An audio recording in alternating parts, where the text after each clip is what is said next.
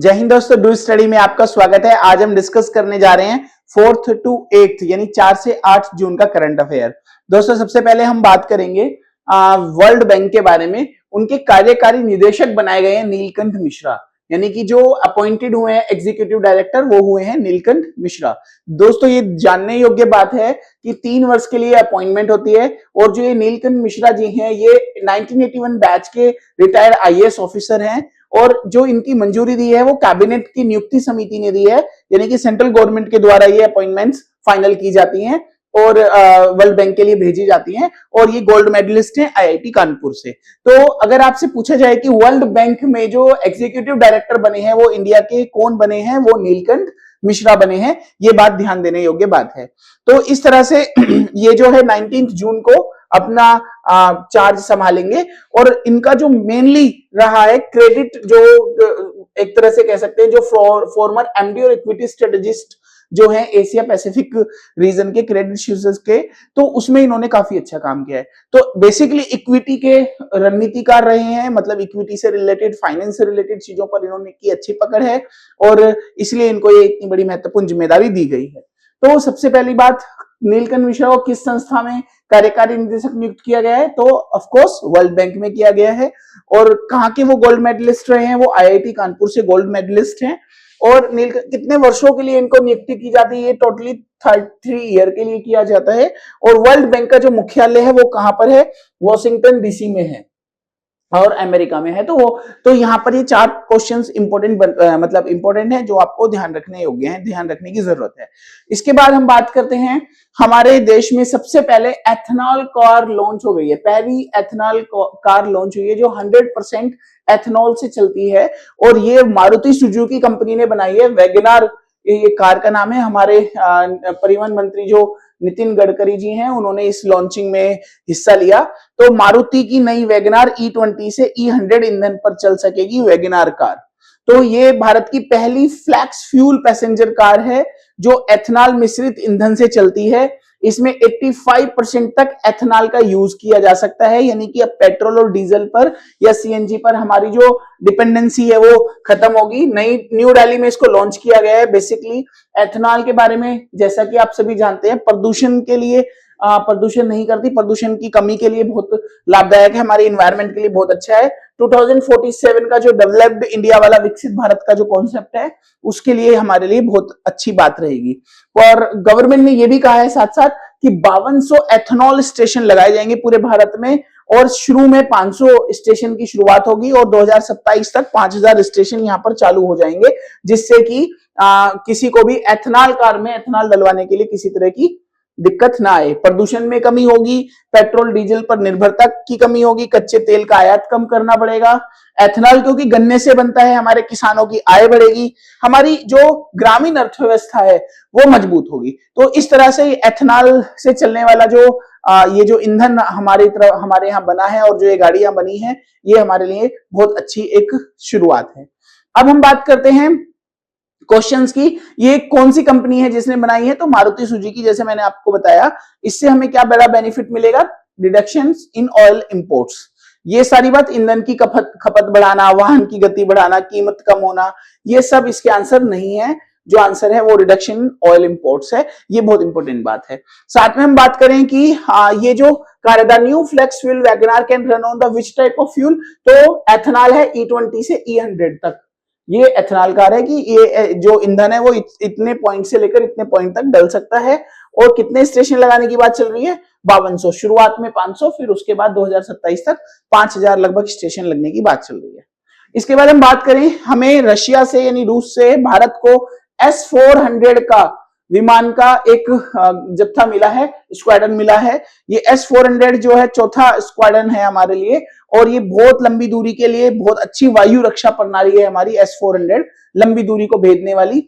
और ये लड़ाकू विमान ड्रोन, क्रूज, बैलिस्टिक मिसाइल, इन सबको नष्ट करने में यूजफुल है, यानी कि हम हमारे प्रतिद्वंदियों से इन सब चीजों से बदला ले सकते हैं, ये सब चीजों को हम मार गिरा सकते हैं।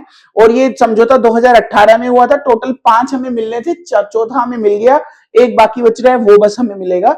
उसके अलावा हम हवाई सुरक्षा और रक्षा क्षमता को इससे हमारी बढ़ावा मिली है। और S-400 एयर डिफेंस सिस्टम हमारे लिए मील का पत्थर है, हमारे युद्ध प्रणाली के लिए बहुत बड़ी चीज है।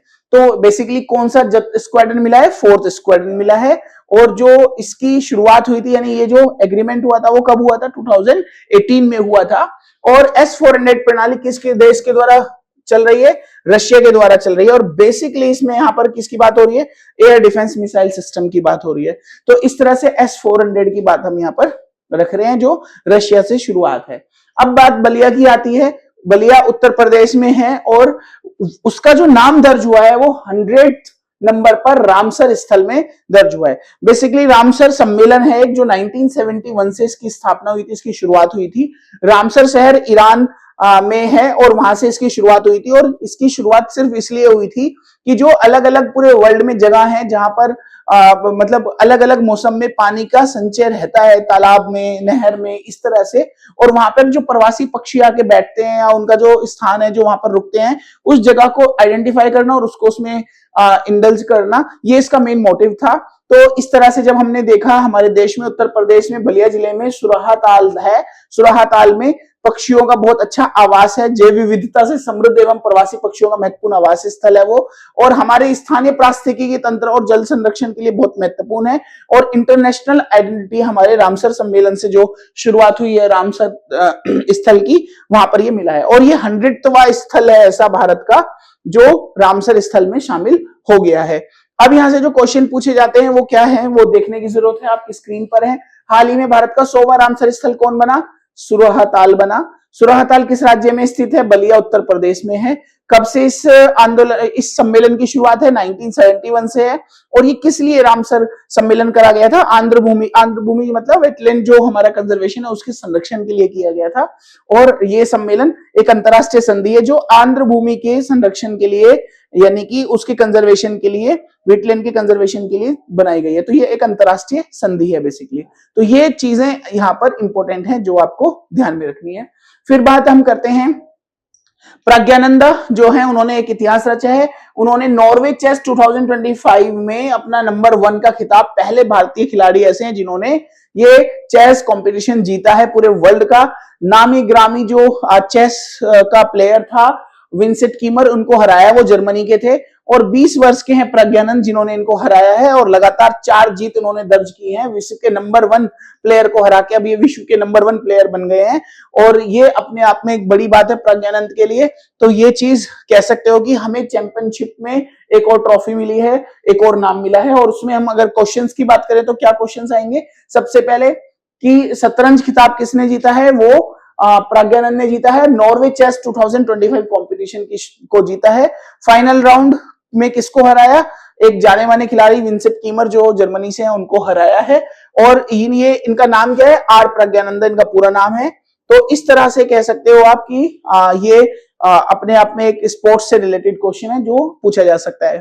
अब हम अगर बात करें वर्ल्ड इन्वायरमेंट डे की, 5 जून को मनाया जाता है जैसा आप सभी जानते हैं।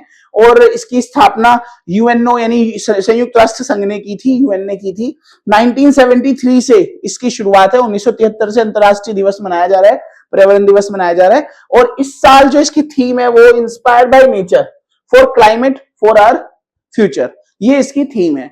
तो बेसिकली इसकी शुरुआत का जो मकसद है वो प्रदूषण, जैव विविधता संरक्षण, स्वच्छता अभियान, वृक्षारोपण, अपने भविष्य की सुरक्षा के लिए, पीढ़ियों की सुरक्षा के लिए सुरक्षित भविष्य तलाशना, ये सब इसके काम है। और 1972 में इसकी शुरुआत संयुक्त राष्ट्र संघ ने 1972 में की थी बेसिकली। और पहला आयोजन 1973 में हुआ था। ये दोनों बातें अलग अलग हैं, इसलिए इसको ध्यान में रखने की जरूरत है। तो 1970 शुरुआत की बात हो तो 1972 में हुई है। पहला आयोजन की बात हो तो 1973 में हुई है, यहां पे कंफ्यूज नहीं होना। 5 जून को वर्ल्ड एनवायरनमेंट डे मनाया जाता है, पर्यावरण को संरक्षित रखने के लिए, उसके प्रति जागरूकता फैलाने के लिए। और ये किससे इंस्पायर्ड है? Inspired by nature for climate, ये थीम है इस बार की, फॉर आवर फ्यूचर, ये इसकी थीम है।